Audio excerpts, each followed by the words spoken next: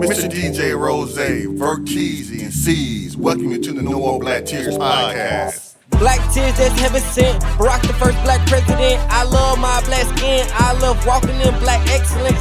Black power, let's represent. All black, that's evident. I'm sure MLK and Malcolm X both didn't die for the hell of it. Strap your seatbelt, go and sell our land. What makes you think that we would sell our land? We wouldn't sell our land. What makes you think that we would go ahead and try to sell out then? No more black tears, black on black kids. Love us as is, love with passion. Paying black bills, learning black skills, making black meals. Black is backing. Big shout out to Fred Hampton.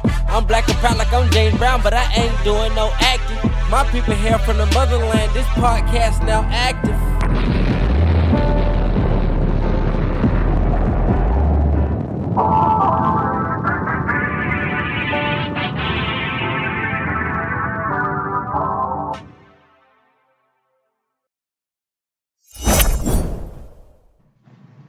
No More Black Tears podcast. Mr. DJ Rose, CCC's, Verteezy, we back in the building. You know what I'm saying? What's going on? You know what I'm saying? We do it for our people. We do it for the people. We're talking about today. Hey, man, you know, a lot of times we like to laugh and joke up here, man. But, hey, sometimes the question is does everything have to be a joke? So there was two, different videos that we saw this week. One of them was, a video about pranks. And someone got very serious and was like, yo, man, we tired of that. And we've seen a whole bunch of prank videos over the last couple of years where some people have gotten really serious and put hands on people or put, weapons on people. And, the people are saying it's just a prank, it's just a prank. But then also notably, the Pop the Balloon challenges have been going viral. And Rose sent me a video where apparently the man who runs it got tired of a woman who he felt making a mockery of the Pop the Balloon thing, saying, hey, we out here really trying to help y'all, and y'all taking this as a joke. Hey, C's, man. When should we realize as grown people that everything isn't a joke? I mean, with the Pop the Balloon challenge, man, it really came out. The guy and his wife literally built that up from the ground up, and then, not recently, but last year they got that contract with Netflix where they actually was making it a real show. And due to the original host got pregnant and, they background stuff, they got a new host, but, the expansion is like, I guess there really was people going on there not for the fame. And I mean, I think the only... Not for love, but for the fame. Or, not for love, but for the fame. But I think the only person that I think really blew up from it really was that nigga the plumber. Aaron the plumber, like that whole...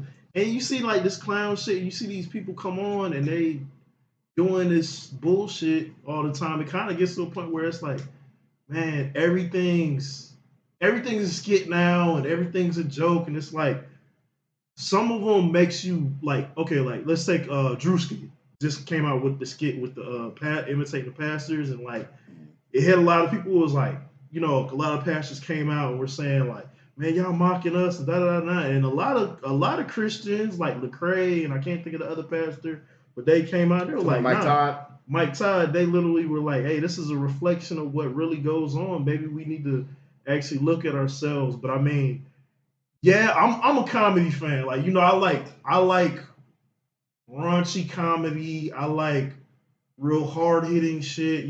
George Carlin, Richard Pryor, Red Fox, and we've seen the skits. I love South Park. Shout out to MGH. Those real cut deep jokes and shit.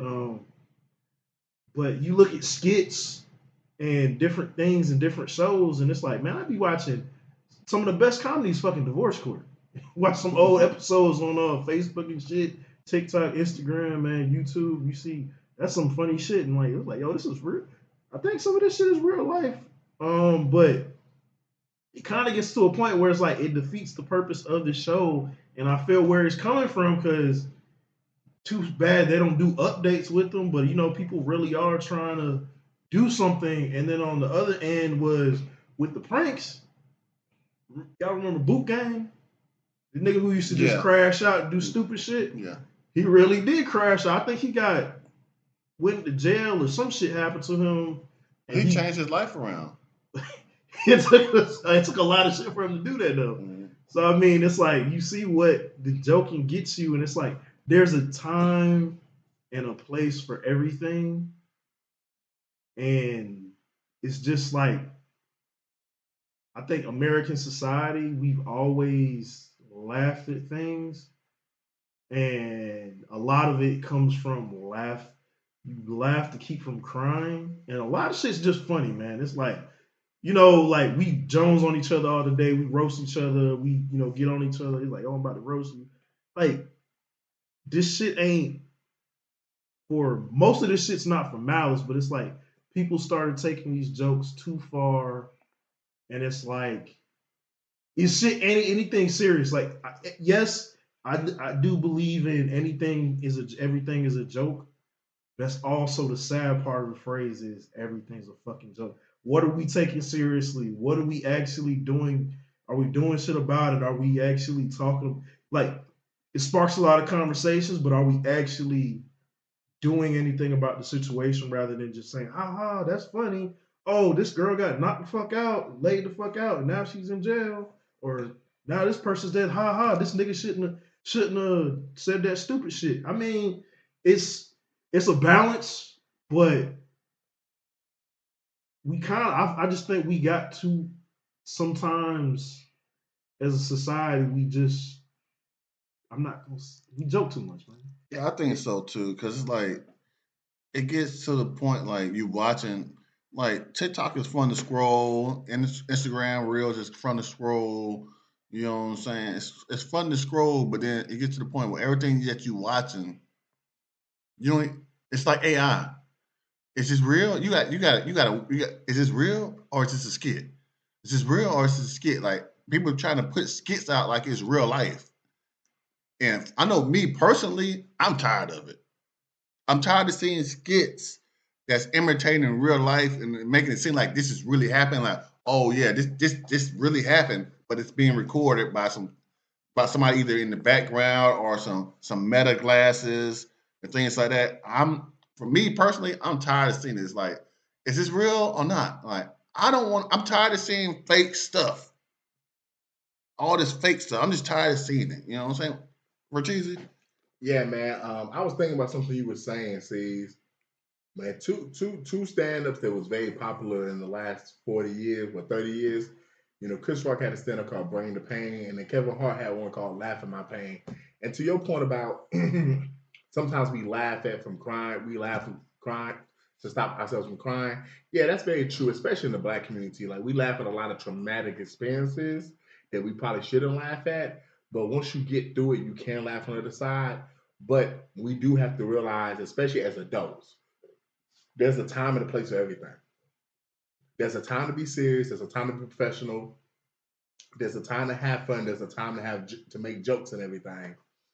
And unfortunately, what people aren't realizing, to your point, Rose, about the pranks, people will kill you over these pranks, man.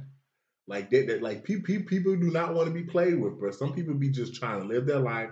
They don't want you shoving a camera in their face.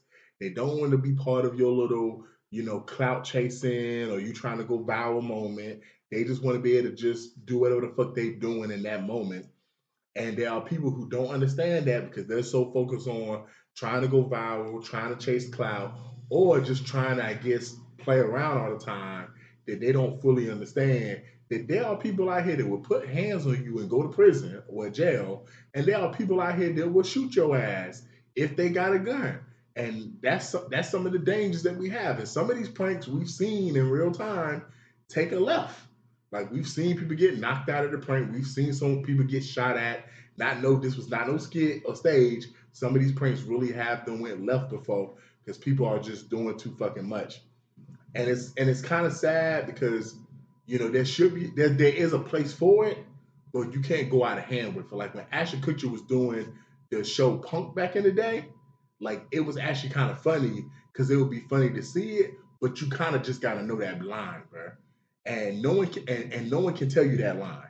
Only you in that moment knows, like, you know what? And I'll say this for my personal self, I like to laugh a lot. I like to joke a lot. But there are times where I can sense, okay, it's getting to a point where this person is starting to feel some type of way. It's getting to a point where this person is serious. I'm getting to that line. I need to stop before I cross the line. Because if I cross the line, I cannot control how this person reacts. And that's something we got to keep in mind when we're doing a lot of these pranks and when we're jonesing on people. Because we've all had it happen before. We've all been in the moment where we've had a rough day and you with friends or family and they jonesing on you. And it's just not the day. And we snap. On the flip side, we've all been in a situation where we're jonesing on a friend or family member, someone that we always jones on. They're having a rough day, but we don't know they're having a rough day. And guess what happens? They snap on us and we feel some type of way. So we do have to be mindful that, there are times we got to be serious and we got to actually try to read body language and cues. And when people say, chill, we got to actually try to learn how to chill and not keep going. Also, when it comes to like the Pop the Balloon Challenge, this is where I really, really, really feel some type of way. When we see people are actually trying to do legit stuff, when we see people are trying to do real stuff, like if I'm trying to have a conversation with you, for example, C's, and I'm like, and you can tell that I'm having a serious conversation, that's not the time to joke, bro. That's not the time to try to make jokes and laugh and try to be funny. If you know me going into the conversation, I'm trying to be serious. Like when we know the setting is serious, let's be serious, man. Because when it comes to this, hey, I immediately respond to Rose. About damn time, man. I'm tired of that shit, bro. I was happy that man said something to that bitch because I feel that married couple about why they started the Pop the Balloon Challenge. When you get to your 30s, it is so hard in the dating world, bro. Especially if you are active in the dating world. If you're not going to the club every weekend, if you're not, out and about all the time, like we live in a society where it's kind of just hard to meet other single people. So like this Pop the Balloon Challenge, this is actually a nice thing for people who actually, it's like speed dating. It's actually a nice way for people to meet people they normally would not meet and actually potentially, hopefully find love. But when you got some of these people going on it just so they can reject people just to be funny, because in the video you sent, the dude just literally said, for the people listening, literally the dude just said, hey man, what's the deal breaker for you? He said, if you drink too much or smoke too much, man, I don't want to be with nobody who drink or smoke too much. There was a couple ladies who popped their balloon. They went to the one lady, and that one lady saying, why you popped your balloon? She was like, because, I'm a lit girl, and, I drink and smoke a lot, and, I don't know how I'm going to come home some nights. And the lady who's got the microphone is looking like, huh? And she's like, why are you looking at me like that? And then she's trying to be funny, and the dude had to step in like, you playing too much, bro. Because I felt that, like, bro, we know what the fuck the nigga mean by drink and smoke too much. Like, y'all, as a grown person, you know what the fuck that mean. And you popping a balloon because you, quote unquote, drink or smoke too much, like, you probably got a problem, ho. Like, and that's, to me, like, that's one of the biggest things right there is, to Rose's point, we don't know what's real and we don't know what's fake because people think everything is something to play around with. Everyone is someone to play around with. Like, there are people who take their time out to actually be like, I done put this outfit on, I done drove out to this place or flew out to this location, and I'm taking my time. Because some of these people are just regular people, but some of these people got real jobs, they're business people, they got everyday stuff they do in their life. And it's like, I'm taking 2 hours to do this little show because I might find a little shorty or I might find a nigga or whatever. And you got people that's just fucking playing? Like, come on, man. What the fuck is we doing here, man? What the fuck is we doing? Yeah, it's all about like you said a mouthful, but it's people get tired of this stuff. So it's like with the Pop Balloon Challenge, like, Aaron the plumber got famous, but where's he at now? You know what I'm saying? He's known for fighting people. So it's like, but you got known for because people clown you because you was a plumber or whatnot. But plumber makes good money if you're doing the right thing, especially if you're a master plumber. And it's like, and that's sad too, bro. That's sad that we know him in such a meme way instead of us saying, you know what, bro, that's a good lesson for the youth yo, go out here and be a plumber. Plumbers make good money. Mm-hmm. So and then just the pranks, that's the thing. Like I know I was watching some pranks about there's two guys that do a lot of content at Georgia Southern. I thought they were Georgia Southern students, but now it's coming out that they don't even go to Georgia Southern. And people they're still doing their content, and people are on there like, yo, y'all, you don't even go here, da, da, da. And then it's like, why y'all doing this? And because they steady putting cameras in people's faces and doing stuff, and people are getting tired of it. So it's like, yeah, people are tired. People are tired of you putting these glasses on, this and everything.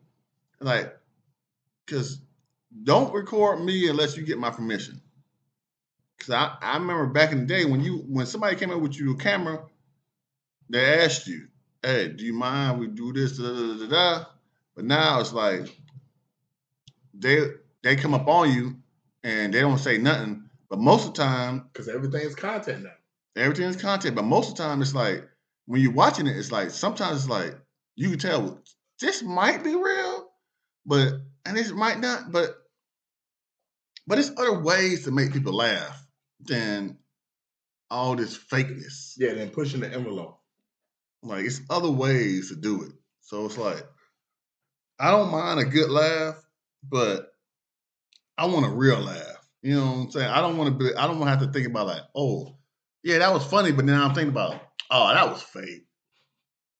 Oh, that was fake. I know we look at a lot of stuff on social media because otherwise I wouldn't look at a lot of stuff on social media, but we look at a lot of stuff on social media because we're trying to come up with content to talk about on our podcast and relevant information and relevant things that's going on in the world. So we look at social media for that stuff. So while we scrolling and looking for stuff, it's like, oh yeah, this was funny. We should talk about this. But then we're thinking at it like, or we find out later on like, oh, that was fake. Yeah. So we don't spend time and effort to talk about this and put breaths. There should be like a caption on like, yo, this is a skit, this is stage, this is fabricated.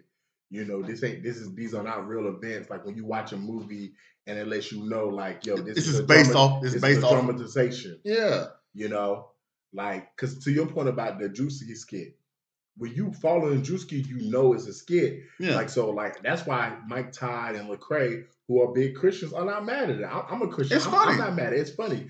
It's not like he going in an actual church and just playing. Like that's completely different. Now it's like this is not the time and the place for you to be trying to do some bullshit. Like if Drewski was actually going to church on a Sunday doing church service, trying to do a skit, now it's like, yo, bro, why we doing that?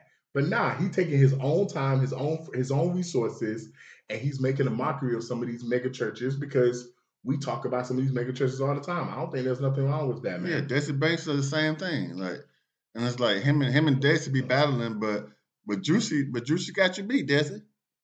Drewski literally doing commercials. Yeah, Juicy got you beat, Desi. He was on the T-Mobile commercial with Zoe Saldana. Not is. And I'm gonna say this right here, man. Another thing when it comes to people playing too much, man, I think people try to disguise bullshit in the phase of a joke or a humor, man. And that's something I feel like I'm tired of too, man. I feel like people will say stuff that's mean or hurtful, or say stuff that's disrespectful, and then they know it's fucked up, and then try to disguise it as a joke. Don't get it twisted. Sometimes you might be making a joke and, hey, you accidentally hurt someone's feelings, but there are people who I feel like on purpose try to step on that line, and they try to use certain phrases like, I'm just playing devil's advocate. And which I hate that phrase, by the way, because why the fuck does the devil need an advocate? I'm just saying, we never say I'm just playing God's advocate or angel's advocate. Like, why do Satan need an advocate? Like, why are we even promoting that bullshit, man? Like that's something that we got to be conscious minded of when we having these conversations about. So you don't eat devil eggs? Yeah. Hey man, you know what's so crazy, man? Like, you know, not to get off track, man. I just seen this thing the last year where people call it angel eggs, man. Yeah. So, like, you know, we might need. Is it because it's white? You know, we might need to think about, you know, the way we perceive certain stuff and the way we think about certain stuff. But nah, definitely, man. My final thoughts on, you know, this particular topic, man. There's a time and a place for everything. That's actually in the Bible, in Ecclesiastes. Like there's a time and a place for everything. Like you just need to understand when is it a time for us to be serious? When is it a time for us to joke? You know, sometimes you need to just read the room and read people's emotions and understand, you know what? This might not be the time for me to do that. And guess what? If you accidentally step out of bounds or step on the line, it's okay. Long as you apologize and you be like, yo, my bad, I didn't mean nothing by it. But definitely, you can't use the guise of I'm just joking or I'm just playing as an excuse all the time, because some of these grown people, they act like they don't know when recess is out. I mean, it to me, it kind of draws to another conversation, but saying things just to go viral, like the Corey Holcombs, Anton Daniels, you fucking coon. But yeah, man, I don't agree with a lot of shit Anton Daniels says. He does. When he first came out, he had a lot of great valid points, but I mean, like, just the shit he said to Corey Holcomb, I don't know if it was a setup, but it's like just saying shit to go viral or saying shit in a joking manner. It's like the art of wit is out the window. Like, no, I ain't gonna say nobody, but people aren't witty no more. People want in your face. I guess everybody wants the in your face comedy, but it's like even with memes, man, like the whole Venezuela, I've seen a lot of funny military and, you know, type jokes with the whole Venezuela invasion and shit. But it gets to a certain point, man. It's like, when is enough, man? Like, just trying to go viral and putting people on camera. Like, you know, like one last one. When you fucking with somebody in a store minding their business, like I seen this dude who goes around with the meta glasses or a camera, and he throws stuff on people. Like, you've seen the ones where it's usually a cameraman way off. This guy actually goes up close to people and puts stuff on them, like bugs or, hey, there's that. It's just like, it's getting out of hand, man. Yeah, like Ortiz said, if you go put something on the internet, put some labels on it. Because if it's fake, let me know it's fake before I watch it, or let me know it's fake after I watch it. If I make it to your whole video, make it show like, oh yeah, this was just a joke. This was just a skit. Because don't have me thinking that, oh, this is real and it's some bull crap. And you got me out here looking crazy. That's my thing about it. Because it's a place and time for everything. But if you run up on me with that foolishness, your content's not gonna get nothing, because I'm gonna ignore you. And that's what people need to start doing, ignoring people. Like, you definitely not talking to me, and just keep it moving. Then walk away. Don't continue to talk to these people. Just walk away. Then they have no content at all.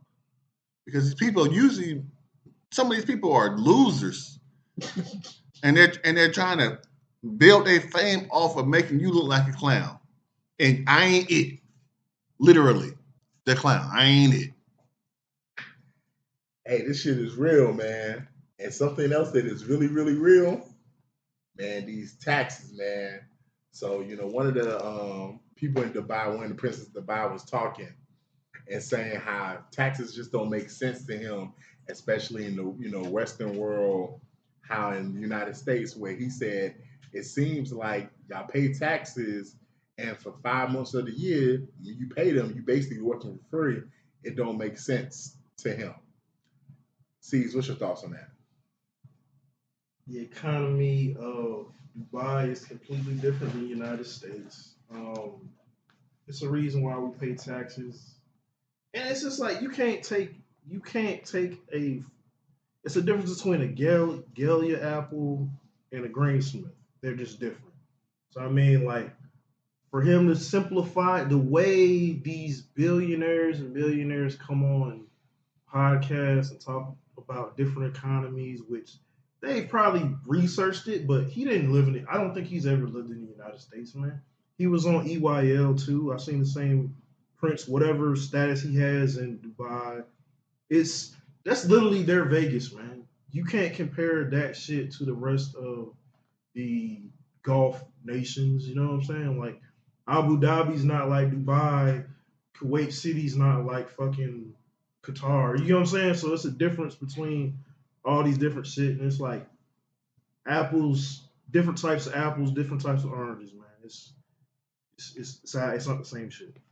Yeah, man. I mean, I got tears because as I get older, man, I try to understand taxes more. And when I heard what he said, I never really thought about it that way. And I'm pretty sure he's done the research, so I'm just going to trust what he's saying. That is some fucked up logic, though, man. Like, if that's really the case, it is crazy that we pay these taxes, and basically for 4 to 5 months out of the year, you're working for free, which is like, what the fuck is we doing here? Especially when it just, at the end of the day, sometimes it does not seem like your taxes are really working for you. They're working against you, at least for us being American citizens in the position that we're at, and that's probably why I really have tears is if we're paying these taxes the way we're supposed to be paying them, it do seem like we should be getting a bigger bang for our buck. Yeah, I don't have no tears because it's not 4 or 5 months that you're working for free. If you add up all your taxes, you're not paying that much. You're not paying 5 paychecks or 5 months of paychecks to government. And if you are, you might get some of it back if you are paying that much. Now, once you get to a certain tax bracket, yes, you are paying a lot of money back. I think that's what he's talking about.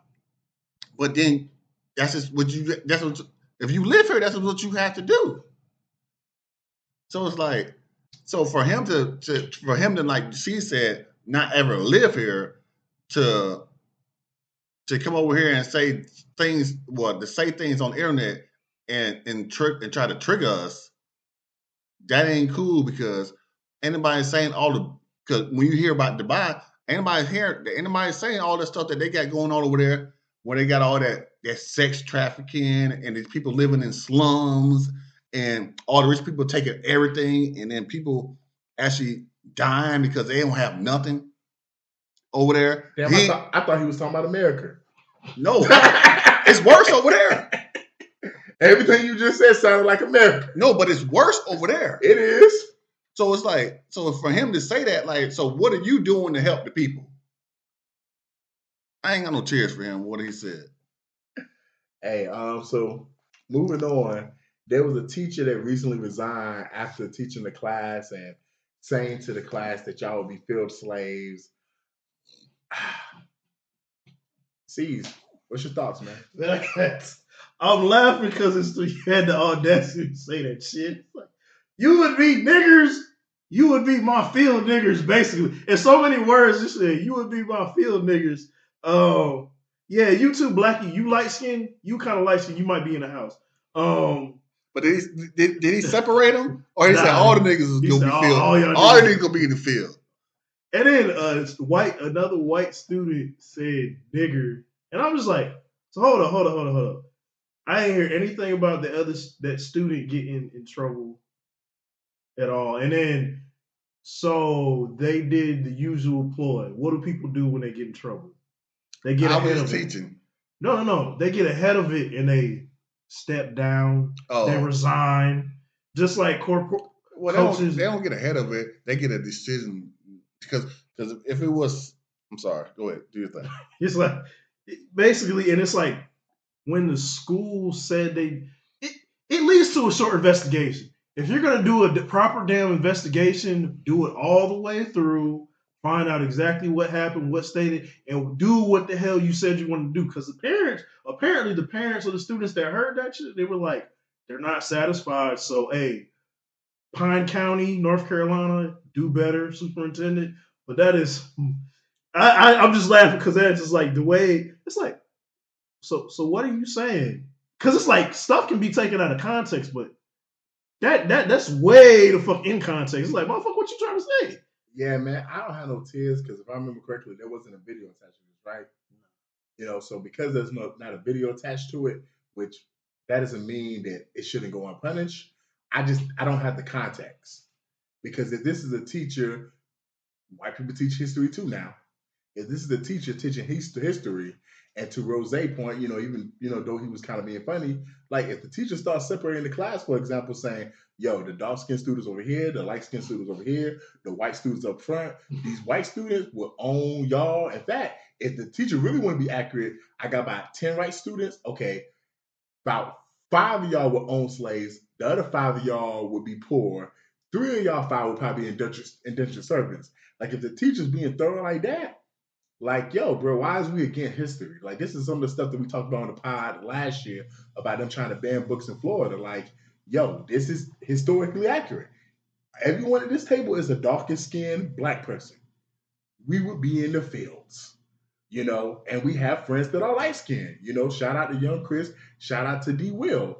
And guess what? He is not light skinned. Why do y'all always do this shit? He's not light skinned. He skinned. is not light skinned, bro. D Will? It's not light skinned. D Will? Yeah, he's not light skinned. He's lighter than us, but he's not light skinned. D Will is light skinned, man. Well, Matthew's light skinned, but he's not. No, D Will is definitely way lighter than all of us. But that don't mean light skinned, man.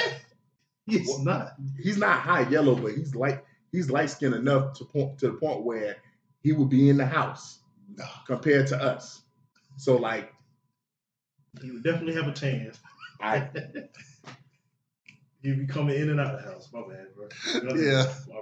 I got tears. But I understand where you coming from, Vertizi, because we do need more context. But if he had to resign, then I think it was more than just him teaching a lesson. So, and I think that if he had to resign, that means he knew he did something wrong.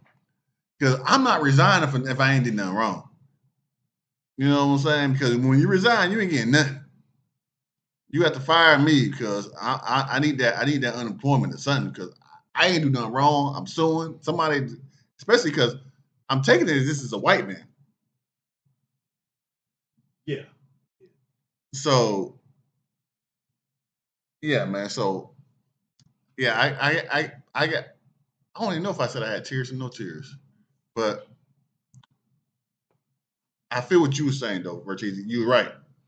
You was right on that one because if you teaching a lesson and things like that, but matter of fact, yeah, I got tears. But if you're teaching that lesson, I understand where he was coming from. But if he had to resign, that means he felt like he did something wrong. So I got tears. Yeah. Hey man, staying with black culture, man, and staying with the school system. Well, I ain't gonna say unfortunate, but there was a high school group of students that performed the song "Innit." What's your thoughts on this? I got tears, man. They said it word for word, no censoring. It was a lot of questionable things we got away with in high school. Even in our 2010, there was a lot of questionable shit we did, said, teachers interactions, student interactions we did.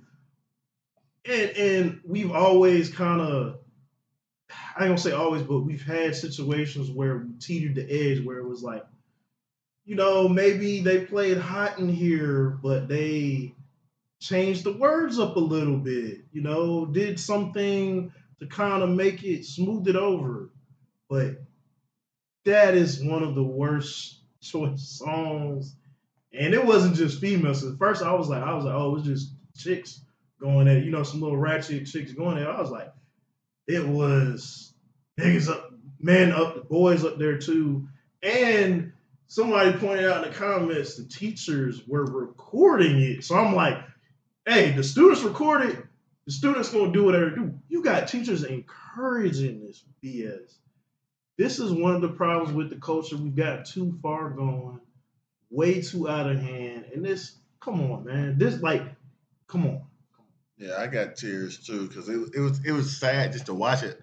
I'm watching them like, and looking at the stage. These are little girls on there, so it looked like, because how some girls look like they might be 18, 19, 20, 22, 23, but these look like kids. Yeah, pre-adolescents. Yeah, these look like kids, and they're doing all this stuff, and they singing to these lyrics, and they trying to dance to the lyrics, and they don't even know how to dance either. And I'm like, hold on, man. And then the crowd is going crazy. And I'm like, and the teachers are recording it, and somebody's recording, and somebody posted it, and it's just a sad situation. But man, shout out to Bunna B.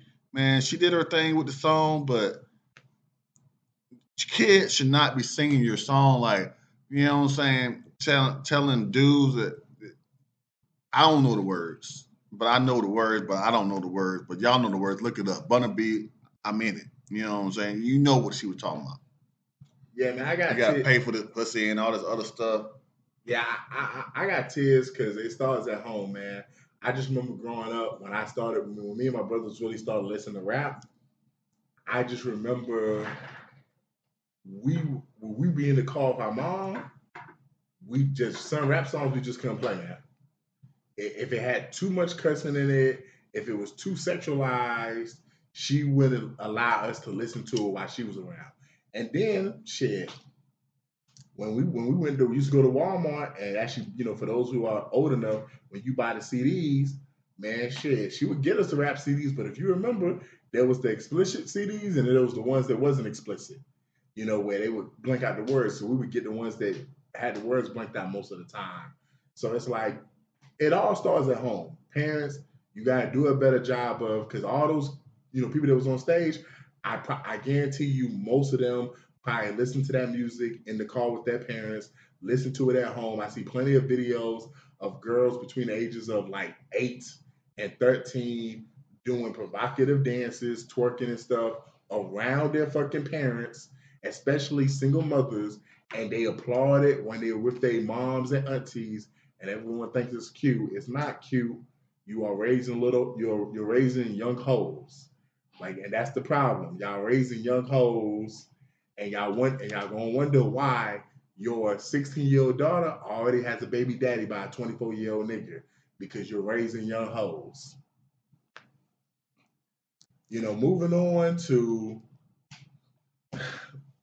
parents raising their kids.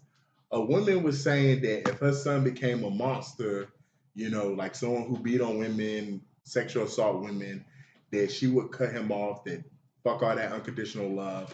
I only have tears from this standpoint. I just want to make this clear, because I don't like when people get on the internet and break shit up by gender for stuff that should not be broken up by gender. Would you do that with your daughter? That's the only tears I have, because if a parent has unconditional love for their child and they want to continue to love their child and support their child, even though their child is Ted Bundy, or Jeffrey Dahmer, hey man, I don't have kids, but people say a parent's love is unconditional a lot of times. So it is what it is, bro. But I've also heard parents say, yo, if my kid does this, I don't really fuck with them like that, because, hey, I didn't raise them to be a monster like that. Keyword kids. I just feel like sometimes, especially in the Black community, we don't have unconditional love for our sons the way we do our daughters. And that's something we got to do better at. If we're going to have unconditional love for our kids, it got to be across the board. So that's the only tears I have is she specifically said son, and I went in the comment section just to see if there was going to be any other women to basically say if my daughter does some shit, and it was pretty much a lot of women just saying, yeah, my son, my son, my son, and nobody even touched on it. There was even a couple of Black men that asked, what about your daughters? And there was a lot of radio silence. Yeah, I ain't got no tears for this hoe either, because what's wrong with you, hoe? Because you don't know what you gonna do until you get through it. So you can say anything you want to say.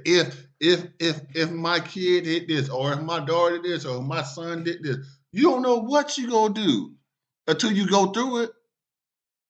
So you can say if all day long, but you don't know exactly what you gonna do until you go through it. And that was my thing about you can say if my son did this, or even if it was a daughter, if my daughter did this, you don't know what you gonna do. You don't know what you gonna do. You can say this now, but you don't know until you go through it. Now, if you say my son did this and I did this, or my daughter did this and I did this, then I can listen to you. But two, you don't know what you're gonna do. So it was no even. I ain't got no tears for you, because you don't even know what you're talking about.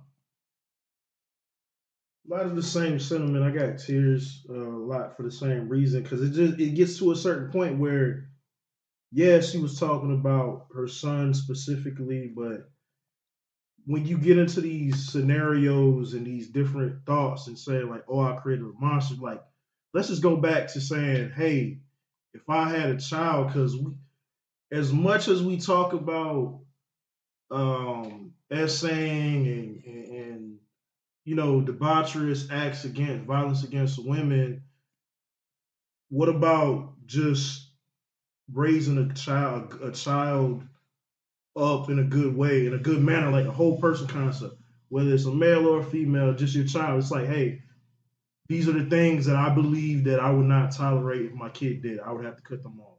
Not just, hey, my son is violent against women or he's disrespectful. It's like, no, what if your daughter's doing the same thing? She's disrespectful to other women. She's disrespectful to boys and men or, adults. So, I mean, it goes across the board. It's just like, we got to stop. There's a space for handling how men should treat women and how they should deal and interact with them. But there's also a space for saying how you're gonna raise your child. That's my sentiments for that.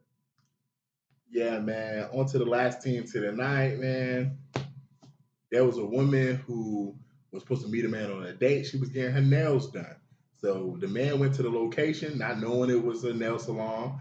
The woman was in the process of getting her nails done, and she was like, yo, I'm at $500 right now. If you pay for my shit, I'll follow you back to your spot, and I'm going to kick it with you. So he basically said, okay, yeah, run it up, bitch, run it up. In fact, you need that done, too. You need this done. The bill got ran up to over a band. Man, that nigga disappeared when it was time to pay the bill, but that nigga, I guess, had blocked her, and she was just looking crazy. I got tears of laughter. Y'all hoes a shout out, man. Like, and I'm gonna keep it real. I've seen hoes text niggas. I've even had hoes hit me up talking about, oh yeah, we can go out, but can you get my hair and nails done? I don't want to leave the house looking like this. And it's like, bitch, I'd have seen you on Instagram and Snap. I'd have seen you leave the house looking a mess. So why I gotta get your nails and hair done for you to step out? You need to represent yourself. You need to make sure you looking good when you step out, because you not my bitch. Like, it's a lot of crazy shit to be going out here, man. This goes back to the Pop the Balloon Challenge. The dating scene is so fucked up in 2026 that people just don't understand. It's hard to find genuine people because you got a lot of pushers and you got a lot of users. Well, let me take that word back. You got a lot of abusers that are trying to, abuse people's kindness, in their heart, and get stuff out of them without even trying to give anything in return. When I say that, I don't mean sex all the time. Just, do you want to give your energy and your time to this individual? And this right here is the biggest example, because you knew you was going on a date with this man. You knew you should have got your nails done. And instead, you have this dude meet you at the nail salon to pay a $500 tab instead of just asking him straight up, hey, I would like to get my nails done. Do you think you can contribute to that? And then maybe he might, or maybe he might not. But yeah, this was ridiculous, man. Yeah, I had tears, man. I'm like, number one thing, why would you agree to going to a nail salon? Like, hey, whatever you gotta do before the date, your hair, your nails, clothes, shopping, and all that other shit, you handle that on your own. I am not meeting you anywhere that is not where the fuck I said I'm taking you. You said we was going bowling. Guess where I'm meeting you at? I'm either coming to pick you up or I'm meeting you at the bowling alley. You going to a game? At the game. Dinner to the restaurant. That's it. So I wouldn't even showed up, but I am happy that he said run. He was like, oh, you trying to play me? All right, run that shit up. All right, got you. Checkmate, bitch. Yeah, I ain't got no tears for her or Buddy, because $500 already? Those are some extra nails, boy. I don't know. Them nails ain't coming off. Wolverine type shit. Yeah, that was adamantium. You know what I'm saying? That was vibranium. Yeah, so hey, don't give these bitches no ideas. Bitches gonna have some. Look, they gonna have some purple nails and talking about it's vibranium. Yeah, man, because goodness gracious, and for him to think about get this to get to $1,000. Did she get a happy ending? What kind of nails and where she was at? She could have been in Georgia, but goodness gracious, this is the type of stuff I be talking about when we talk about on the first topic. Like, this can't be real. It's like, and made the fact, who's recording? Because I seen her, I seen him on the video. Who recording this? Who recording this bull stuff? Hey, I don't know what's wrong with these bitches when it come to dates. I don't know what's wrong with these hoes, y'all. What's wrong with them? So there was a Georgia teen that apparently was using someone else's child to collect child support payments from someone. Sees. How the hell does an 18-year-old? She's kind of smart, but kind of stupid. Whose child was it?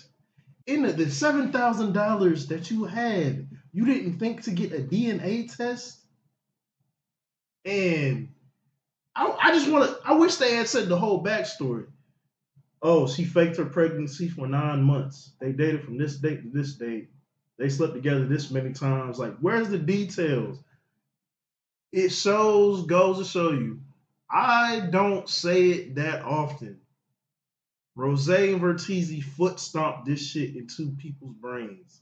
The child support system, the court system is messed up. It's mucked up in America, where you have somebody that's able to collect 1 or 2 payments, a few months, $7,000 for an 18-year-old woman that could run a scam like this in 2026. The year just started. Damn, that's crazy. I was like, I got so many questions I can break it down and get into. It's just like, well, how do you slip? Like, how does it get that far? Like, how the hell does it get that far? There's 40-year-old, 30, 27-year-old women that can't get away with this shit. But you managed to do it. And this nigga paid. Nigga, you paid. Why did you pay? Man, what's wrong with y'all hoes, man? Like, this is the problem with all of these systems in place we have, man. From welfare to child support to Section 8, everything. There's too many people that actually need it that can't get it, but there's too many people that's abusing it or finding ways to scam the system. And that's the reason why you have so many people who feel like we shouldn't have food stamps, we shouldn't have Section 8, we shouldn't have child support, because they just see too many people out here just scamming the system to the point it just makes them be like, fuck that shit. Like, first of all, for you to be claiming a child is not yours, collecting free money, the fact you even thought of that idea is kind of wild to me. Secondly, a homeboy. Did you ride the slow bus? Was you slow? Was you a special ed? Like, did you see her pregnant? Like, to C's point, did you see the stomach get big?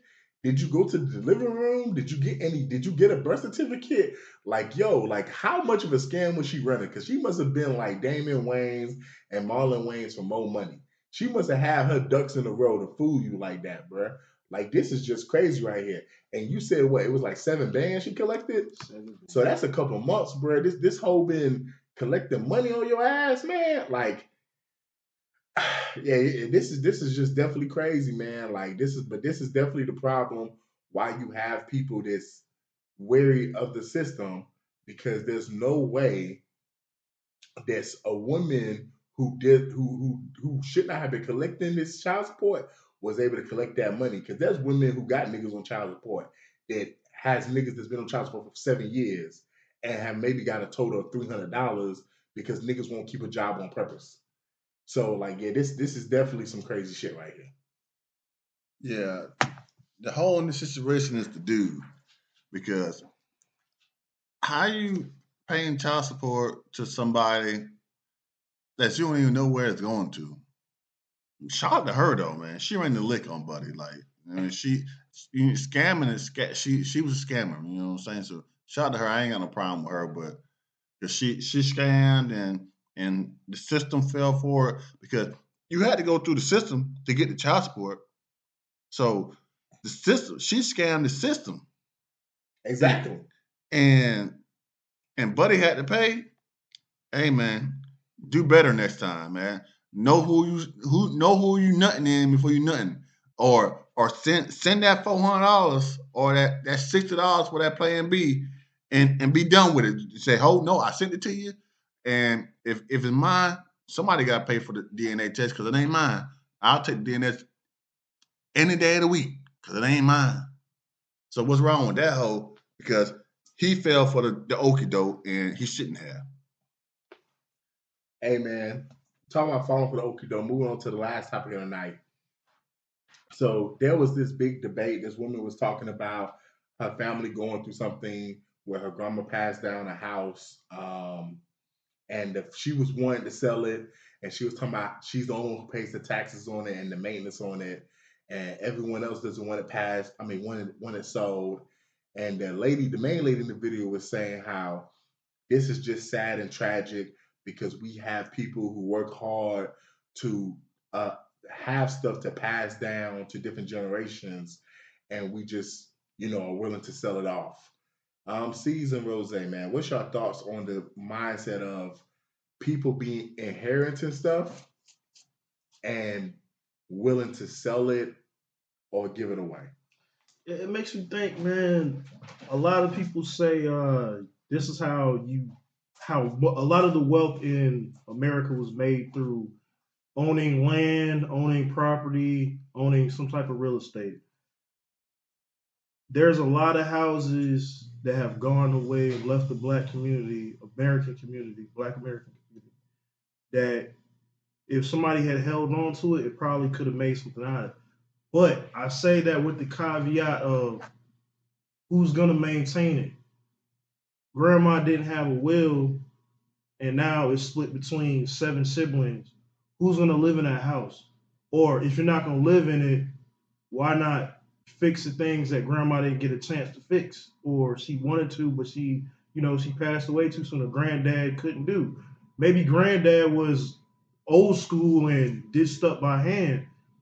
Are you going to be able to pay the taxes on that property? Because just because you own a property outright, there's only a few handful of tax vehicles, like putting it at an LLC and like renting it out in different vehicles and leaving it to a trust to where you can avoid paying property taxes. But for the most part, and what's the simplest and easiest thing is going to be to remain the property paid off and pay the taxes, man. Whether it's $200 a year, it's 7 of y'all, it's 3 of y'all, it's 4 of y'all, it's you, cousin Lenny, Auntie Tisha, and whoever else, Uncle Jerry, So if you're passed down something, either take care of it or sell it and divide it evenly, or however the will says, or however it was supposed to be done. Don't bicker over no bullshit.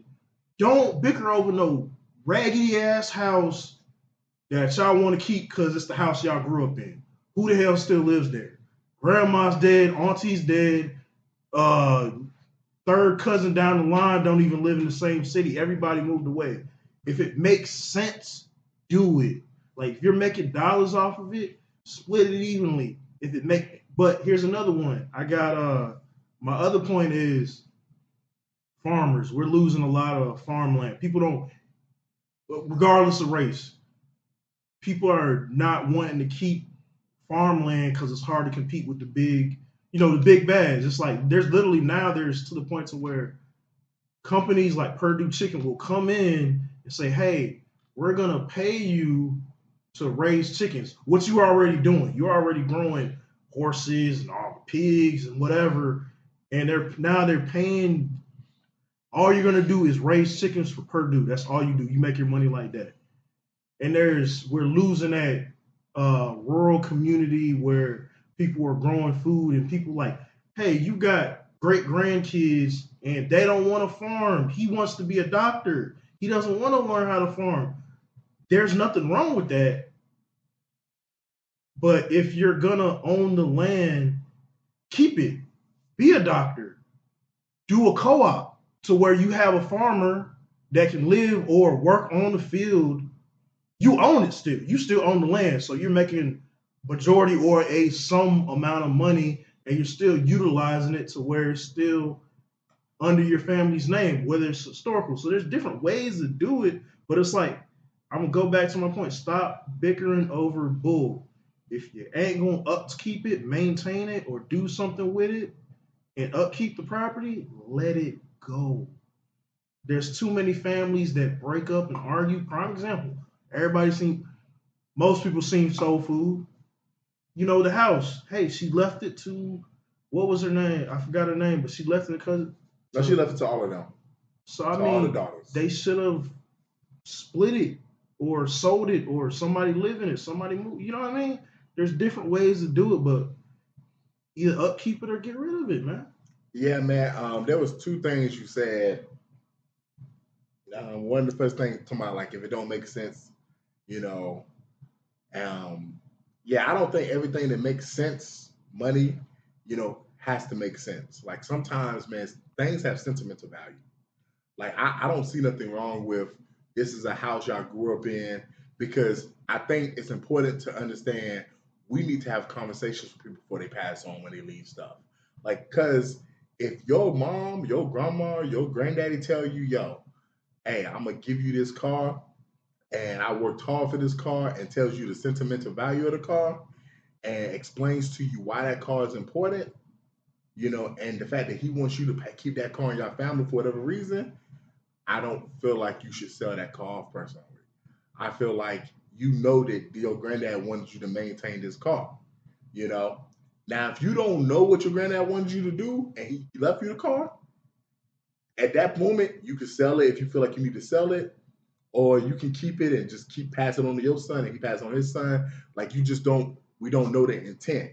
But like, I feel like that's why it's important for, especially in the Black community, for us to sit down and have these conversations, because if it's clear they want this to stay in the family, then I feel like if you are able to, sometimes life don't allow it now, but if you are able to, you need to maintain it, because there are some things, and you was bring up Soul Food, like if you've seen Pulp Fiction, Bruce Willis' character, there's a flashback where his character is given a watch, and the dude explains to him, your daddy was at war, shoved this watch in his ass, and had this watch in his ass for 5 years, and how much it meant.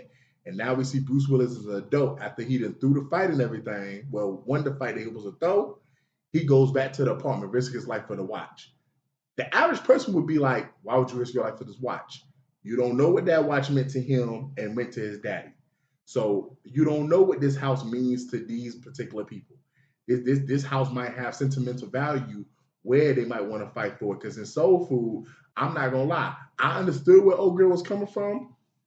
If I'm the only one paying the bills in here, then I can't maintain this house by myself. But I understood her sisters too. Yo, you know Big Mama wanted us to keep this house. You worked hard for this house. Because that's another thing. Like, how hard did your people work to maintain this house and get this house?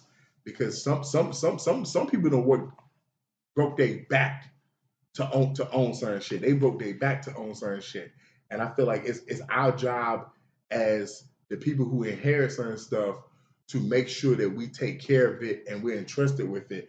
And sometimes, like, we're too quick to try to make a dollar off of stuff. Like, we're too quick to be like, hey, man, let's go ahead and sell this and make some money. And I don't think it always has to be about the financial aspects. Like I said, there can be mitigated circumstances, because you might not be able to pay for the taxes on the house or taxes on the land, you know, or you might come into hardship. So you might have to sell, like we talk about Kobe Bryant's parents, you might have to sell memorabilia or stuff like that. But man, so much stuff has sentimental value, man. We should try our best not to just give it away so easily. I think you talking about conversations before you pass away. Bump a conversation. Put that stuff on paper. The wills and the living testimonies, right? That you got to put that on paper. Like, if this is what you want, your wishes, put it on paper. So then it's on paper, and then it's a legal document. Then your wishes will be held up. And it's like, if you put it in certain things, then on certain type of papers, they're not gonna be able to do what they want to do with it. They will have to follow your rules. And let me be real. You don't think that's sad? I think that's a little. I feel sorrowfulness for that. I feel sorrowfulness that you can't look your son in the eye, Rose, and as a man say, I want you to make sure bump all that, man. Like, man, I think there is sorrowfulness is the fact of you can't trust people to do the right thing. Because I agree with you. You do have to put it on paper, but that is a little sad that we can't trust our loved ones to do the right thing if they know what the right thing is. Yeah, if you tell them what the right thing is, I do feel like that is sad. That's just me personally. It might be sad, but who cares? No, it's the reality. Sad? But I feel like that is sad though. Yeah, it's sad, but who cares? If it ain't on paper, it didn't happen. And that's what I'm saying. I just feel like that is sad, man. The fact that I got to treat my loved one like a stranger. I got to put it on paper as if this is just somebody down the street. No, it ain't like it's somebody down the street. It's your wishes. Like, you not there no more.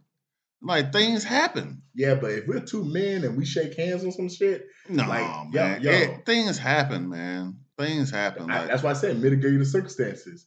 I'm not mad at no one for mitigating circumstances, but I'm talking about situations where we got people in our community that just do shit just to do shit. Yeah, in our community, it's just life. To C's point, like, it is life, but it do seem like a different community try a lot harder because it's on paper to maintain stuff. Because it's on paper. That and they understand the value of certain stuff more than our community do. No, man, it's on paper. That's why they do it.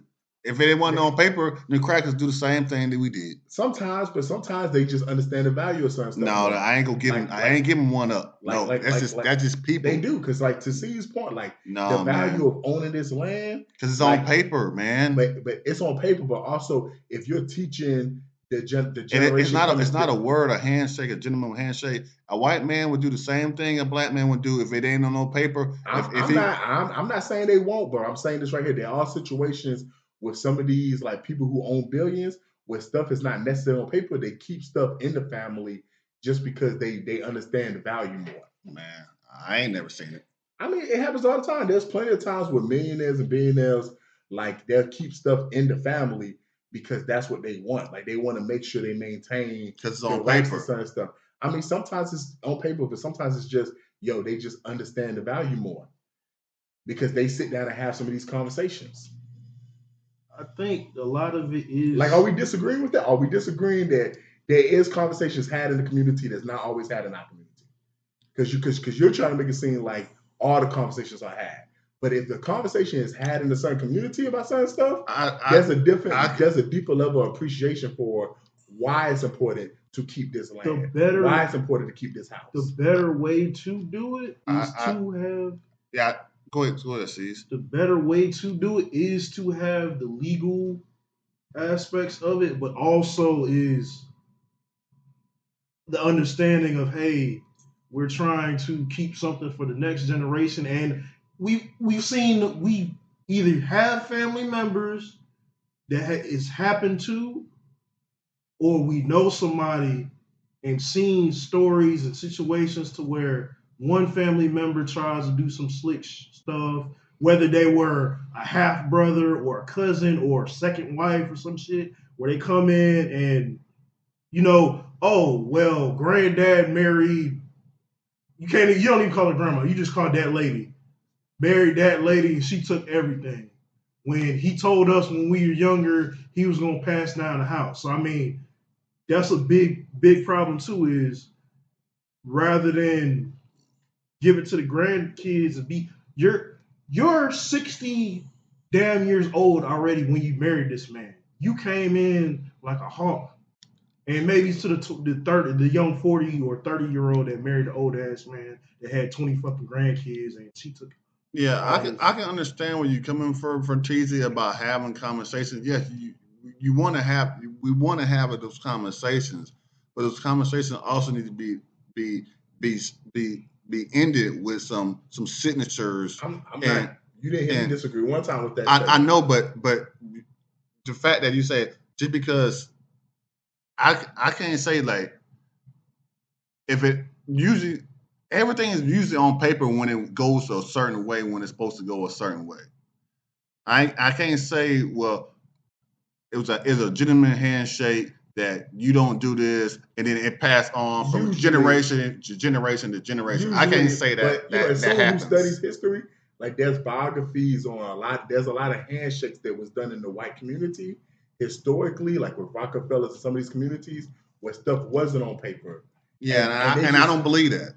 I don't believe that. Hey, I'm just saying, like as someone who studies history, and like, I don't believe that. That's cool. Some people don't believe in the moon landing, but as someone who studies history, some of this stuff was handshakes because they understood the power dynamics of the system. A lot of it was also just natural rights because it's like, okay, a king has two sons, or he's the biggest banker in England.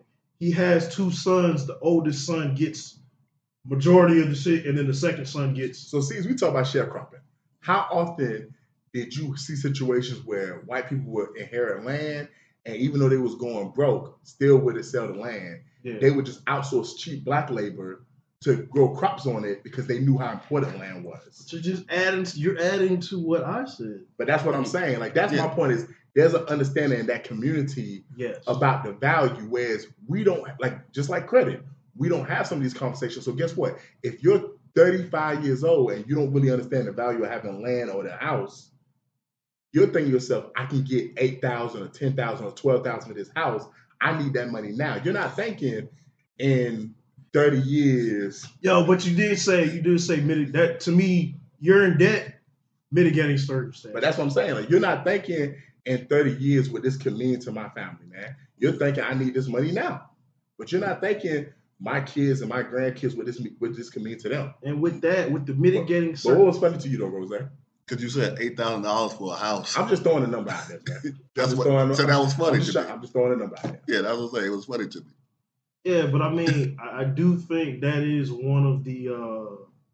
But since you thought it was funny, the reason why I threw out such a low number. Yeah, it was funny. The reason why I threw out such a low number was to indicate how cheap we do go ourselves for. Yeah, go ahead, C's. Anybody selling a house for $8,000? But ain't nobody selling a house for $8,000. But my point is, C's, how often do people sell houses for values that are low? You laughing, but hey, you know them situations where like the house goes to auctions and it's like they sell the house for like $8,000, not $8,000. Maybe more, but to his point. But my point is, we do sell houses for a value that is not supposed to be sold at. That was my point. That's why. And that's what I said. You said what I was laughing at. You said $8,000 for a house. That's not happening. It was an exaggeration to prove a point. That's why I laughed. That's why I said if it make sense, you know, with the C and sense with the S, is the reason why I say that is because if y'all can't afford to maintain it, y'all just gonna let the house rot. Nobody's coming by and cutting the grass. Nobody's fixing the shutters coming off the broken windows. You got somebody's what's the word when somebody condemns? Nah, it gets condemned and squatters in the house. Like it's a crack house or your cousin no grandma dead, so now he turned it into a trap house. Yeah, I mean, you know what I'm saying? Like that's mitigating circumstances. Like if we're to a point like that, but that's every situation ain't like that. Sometimes it's just a situation where it's like, yo, we just trying to get a quick buck. Yeah, I mean that's what I'm saying. I'm talking about those situations. Like, if you're in a situation where it's like, yo, we fucked up and we need this money now, like, yo, you don't ever want to do that. Like, you don't want an NFL Hall of Fame player, you don't want to sell your daddy Hall of Fame ring or Super Bowl ring, but you're in a fucked up situation. But if you're in a situation where it's like, I don't need to, I just want some extra money, which that happens in our community for sure. Where we do stuff because of the fact we come from a position of desperation, even though we're not really even desperate in some situations. What's that movie, American Fiction? It's not really the same story, but you know how like you see a lot of movies and hear about a lot of people. They're like, I'm not living in this house. It's not sentimental to me. We're gonna go ahead and sell it. Mama died. Get rid of it. Yeah, I don't, and that's the thing about like I don't. To a certain point, like even if we had a conversation about things, this and that, I don't want you to sell the house. I want this to keep this. I can understand why people do sell it because, like you said, you don't.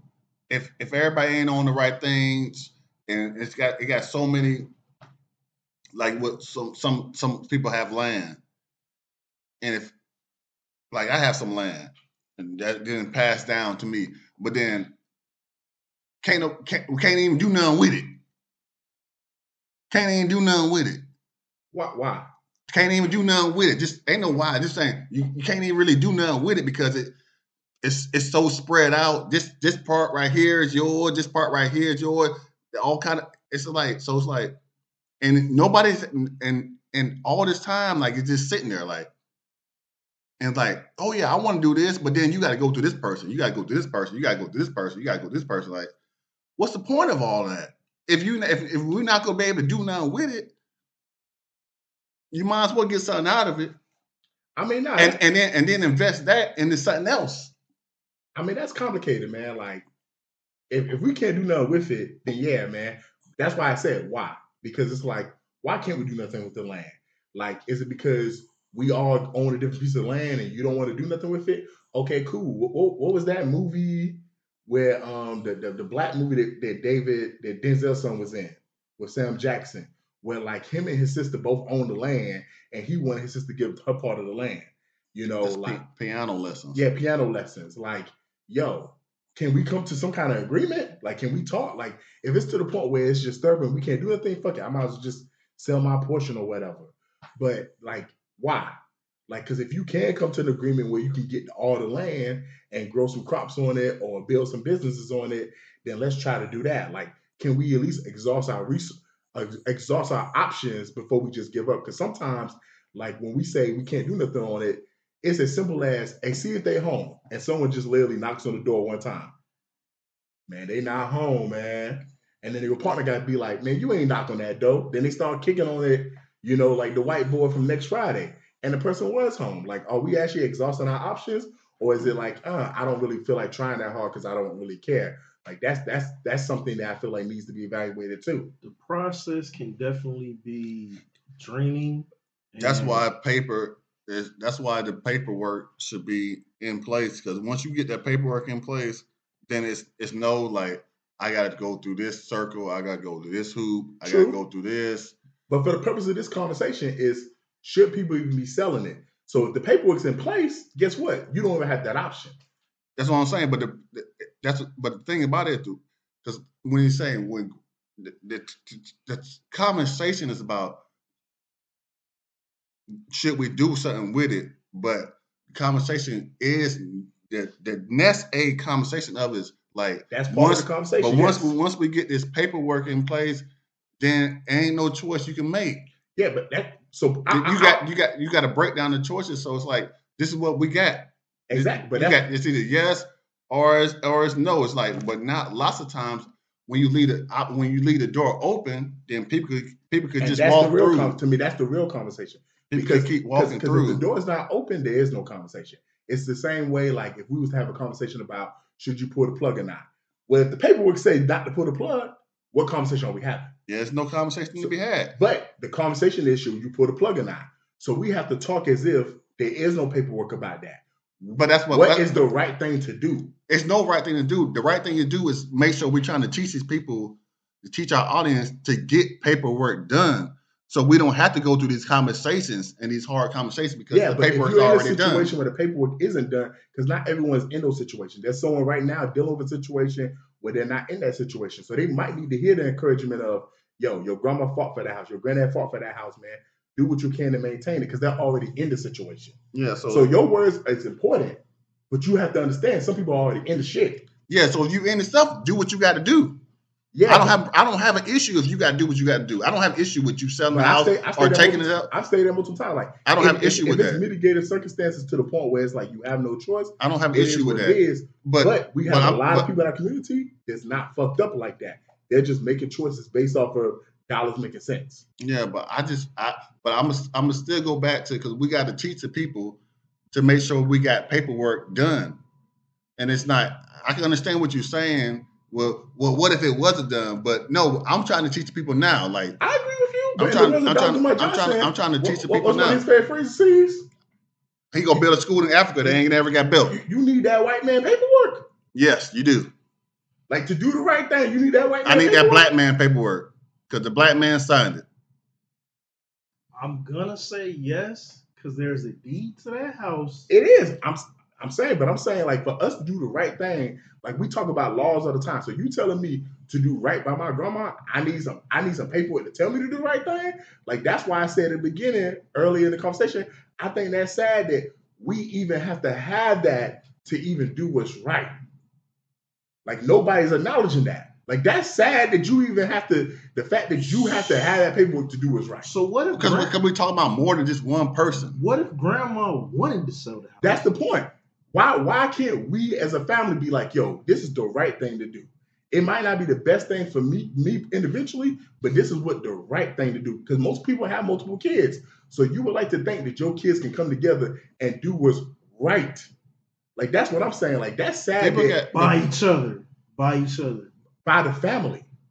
That's what I mean by each other. Yeah. It's like, if the house is left to all of y'all, guess who has to make the decision? All of y'all. And that's what I'm saying. And if one person would want them to make the right decision. And one person wants to sell, the other person wants to keep it, that's when it kind of gets convoluted. But originally it starts with... And why did you want to sell it? Like, if I want to keep it, C's, why did you want to sell it? We both has left this house. Why did you want to sell it? Because I don't want to pay the taxes and I don't want to maintain it. But you know, even though our mom didn't put this in the will, you know she wanted us to maintain this house so that when we have kids, guess what? They have a place to call home. And when they have kids, they have a place to call home. Like, that's what I'm getting at is, like, yes, we need the paperwork, everyone. But at the same time, from a moral standpoint, as black people, like, why is it the fact that this house was left to us and you know what the fuck is right? And you telling me just because you don't want to pay taxes on this house, you want to sell this house. Just because grandma said or granddaddy said, I want y'all, that don't make it right. What you mean it don't make it right? Like, they left us this house and they want us to maintain it. They entrusted us, like, they entrusted us with this. They don't make it right. For us to keep it. But why does it make it wrong? And not. Well, I'm not saying I ain't saying it's wrong. I'm just saying it don't make it right for us to keep it. If we can come up off of it and build 5 more houses off of this house. But that's not that might not be what they wanted. That's what I'm saying. They dead and gone. So what? So just like Saul. So like, come up. So just because they dead, we supposed to be like, fuck their wishes? Yeah. Like, that's what I'm saying. Like, that's what I mean by that is not. That's what I mean. Like, no, that's not what I'm saying. At some point in time, I'm not saying. I'm not saying I'm not saying off their wishes, but I'm saying if you could come off and do something bigger and better, then yes, do that. But sometimes people ain't doing bigger and better. I've been saying sometimes people get enough money that lasts them a summertime. Yeah, you know. I'm just saying, like, yo, there's man's law and there's the law that's morally right. Like, you know what's morally right in your heart that you're supposed to be doing. I stand by my statement with it has to make sense, and I'm saying that with an S because it's like if you're not gonna maintain it, it's like, okay, grandma just kept the house. You know, it's the house she paid off, and granddad passed away, and all the kids were raised in, the sentimental value, maybe the house was paid off. But it's like, at the end of the day, it started with an idea, which maybe somebody thought about it and put it on paper. Maybe you didn't put it on paper. You stated, you had a conversation, you said, hey, I want this to be passed down to the great grandkids or whatever. Whether that happened, it started with an idea, whether you thought about it while you were still alive, or you thought about it till you waited till you got sick and were about to die, and said it. It started with an idea, but it's like we do need to have the conversation. We need to stop looking for a quick buck or a quick way out, and to handle it the right way as a family and together. And to whatever, if the will was said, do what the will said. You know, that's the law of the land. At the end of the day, it's the law of the land. And we do need to start preaching about and learning about trust and having wills. It's like, oh, I'm 25 and I got 2 kids, but I'm not gonna worry about a will. Why not? You could die in a car crash tomorrow. I think that's one of the silver linings is twofold. Is learning the value of having real estate, property, land, etc. And then the second one is learning trust, wills, and the legal ramifications. And the third is Bertizzi's point. Do the right thing. Do the right thing by everybody. For everybody, yeah. Not just the person that died, not just the person that inherited it, or the person that wants to be the big boss because they're the oldest cousin, or they're the one that was closest to grandma or mom or dad or auntie or uncle Caesar, whatever. You know, it's do the right thing for everybody. But what is that though? It's gonna be nuanced. Everyone didn't leave this house. It's gonna be nuanced. Grandma left this house. Daddy left this house. So like, who am I to say I need to know I'm doing the right thing for me? I'm doing the right thing for you. No, I need to do the right thing by this individual because it belonged to them and they left it to me. They entrusted it to me. But you don't know what they wanted unless they told you. That's what I'm saying. I'm not talking. I said, if you listen to what I said earlier, I started earlier. If we did not have no conversation, you said they had the conversation. Then just do whatever it is. But if our grandma, our mom, our dad said, I want y'all to keep this house in the family as long as y'all can, because I want your kids to be able to come to this house. I want their kids to come to this house. Yeah, with that, as long as you can, it's different than keep it. But once again, if you've been listening to what I've been saying, if we can't, if there's mitigating circumstances, I'm not judging nobody for that. With that, I'm only having this conversation from the perspective of we had a conversation, and there's people who just want to give the shit away just to give it the fuck away. With that statement, yes, you should stick to that. With that statement, that's the premise I've been talking on the whole time. You never said as long as you can, though. You know, but I've been saying mitigating circumstances. It's the same thing. I haven't used that exact wording, but I've been saying multiple times. There's mitigating circumstances. I don't think I'm saying anything different though. To me, I think we all saying the same thing. It's just different. Everybody's saying different points, but we're still going around the same circle. Yeah, it's we're all kind of. It's like a triangle. Mm-hmm. I'm coming at a spear from the right angle, Rose from the left, and Vertiz from the top. You know what I'm saying? It's. I'm very clear, bro. We need to morally do the right thing, man. Like what paperwork, and that's your angle. Need to morally do the right thing, and that's what she just said. That's your angle, and that's your point of the triangle. But there's people at the table making it seem like that's not important. The moral thing is not important. Only paperwork is important. But it's like you said, the situation where y'all know she wanted to keep the house, but guess what? It's not on paperwork. That's what I'm saying. There's people at the table making it seem like, yo, it needs to be on paperwork. Like yes, the paperwork is important. Like C said, that's your angle. That's your angle. He says it's a triangle. We're not saying the same thing, though. We're not saying the same thing. Like C said, it's a triangle. You're gonna let but y'all trying to say that we're all saying the same thing. We're not all saying the same thing. We're all saying the same thing. It rhymes. Yeah, I said we're going into no paperwork. We're going in the circle, but Steve's made it even better because it's 3 of us. Y'all saying triangles and circles. Because a triangle. What are we talking about? Exactly what we're saying. Follow the line, nigga. Follow the line. No, because y'all the ones are just saying bullshit right now.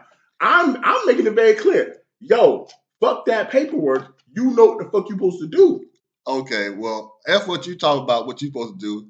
F the paperwork. No, not F the paperwork, because you can't F the paperwork. Okay, we can F what you saying. And that's my point. That's what I'm saying. We can F what you saying. That's my point. And we can go back to that paperwork. And see, that's my point. We're not saying the same thing. Yes, we are saying the same thing, but same thing. Because you just said F what y'all talking about. So if you say them like that, then we can always go back to. That's what I'm saying. We can always go back to the paperwork. And that's what I'm saying. You feel what I'm saying? That's not the same thing. No, it's not. It's not the same thing. Do you feel what I'm saying? No, because if you're saying F what I'm saying, I never said that. You said that. You said that. Yeah, because I'm saying we need to be talking about what's morally right to do. So if you're saying what the paperwork say, I can do what the fuck I want to do. So even though grandma wanted this paperwork say otherwise. Because I got her to sign this paperwork. Because grandma signed the paperwork. But I got her to sign this paperwork when she was senile and she didn't know what she was signing. Anybody said that. You know? Anybody said that. That happens sometimes. It does happen I'm not saying someone said that. I'm saying that. Mm-hmm. But we know when she was in her right mind, this is what she wanted. So now you using this paperwork to overthrow what she really wanted before she lost her mind. Because you have to follow the paperwork. But that's what I'm saying. But we know what the right thing is. That's my point. We don't know what the right thing is. Yes, we know all, the right. Like we all sat down with grandma, and grandma been telling us for years what she wanted. And you waited till you got along with her while she was fucked up in the head and got her to sign some fucked up paperwork. Like C said, we were all on a triangle. I was never on no triangle. You was on the triangle. Y'all could be on the square, a triangle, whatever. We was on the triangle. I was never on the same page as y'all. Y'all was on whatever y'all was on. Because everybody had their own angle. That's what a triangle is. You had 90%, I had 9%, and C's had 9%. We was all on a triangle. But now you trying to make the triangle a octagon. Nah, because y'all trying to make it seem like we were saying all the same thing. We wasn't saying the same thing. We all three of us was not saying the same thing. Yeah, at the end of the day, man, I stand by my statement, man. Got to do better, learn about wills, learn about owning property, and don't sound cliche, doing the right thing, doing right by it. Yeah, and that's the triangle. I understand that. I feel that. I feel what you're saying, Vertizi. I feel what you're saying, C's. I felt like C's when you said what he just said was not what he originally said. He said do right by everyone. I feel like he ended it by saying do right by them. I feel like C's when you said the triangle, I felt that made a lot of sense. I said a circle. No, that's a cop-out. To say that we always saying the same thing is a cop-out. I felt what you were saying. That's a way of saying we wasn't having an argument. No, that's a cop-out. We was not all saying the same thing. Any individual that listened to this last 30 minutes would be like, nah, y'all was not all saying the same thing. Y'all was saying things that were similar and crossing each other, but there was distinct points in that conversation that y'all was opposed to each other. That's my point. Don't put me in no triangle because there was multiple times where we was opposed to each other. What's your final thoughts? Hey, man, we got MLK Day coming up soon, man. And we just had a civil rights leader, Claudette Colvin. She passed away at 85 years old. Many people don't know her story, but she was actually, boycotting the bus before Rosa Parks was, and she got kicked off the bus for not giving her seat. She got arrested and everything. And one of the reasons why she was in the face of the movement at the time is because she was pregnant, and that's a long story in itself, man. But there are plenty of people like her that people are just starting to find the names out that are relevant to the movement of Black people and our progression to get rights. Black History Month is a couple weeks away, man. So follow the TikTok page, follow the Instagram page, so we can be posting Black people that have been fighting for our rights, in the past and to this day. In the words of Ebby and Rakim, peace. C's, you got any final thoughts? And as we come into this holiday, don't take the messaging, how you feel about the man. Do the proper research. There were people, one message was what was taken and blown up. Do the research behind his family and really learn about this man. Don't just take one sentiment and said, oh, we need to be separated. We need to be integrated. There's a lot of silver linings and reading between the lines, a lot of actual things. Like, you can have people talk about it, people tell you, and people will say things against them, but at the end of the day, it was some real things that he stood for. Yeah. Happy birthday, MLK. Like Stevie Wonder would say, happy birthday to ya. Happy birthday to ya. And I'm back quiet. Mr. DJ Rose, Verteezy, and C's, welcome you to the No More Black Tears podcast. Black tears that's heaven sent. Barack the first black president. I love my black skin. I love walking in black excellence. Black power, let's represent. All black, that's evident. For sure, MLK and Malcolm X both didn't die for the hell of it. Strap your seatbelt, go and sell our land. What makes you think that we would sell our land? We wouldn't sell our land. What makes you think that we would go ahead and try to sell out then? No more black tears, black on black kids. Love us as is, love with passion. Paying black bills, learning black skills, making black meals. Black is backing. Big shout out to Fred Hampton. I'm black and proud like I'm James Brown, but I ain't doing no acting. My people here from the motherland. This podcast now active.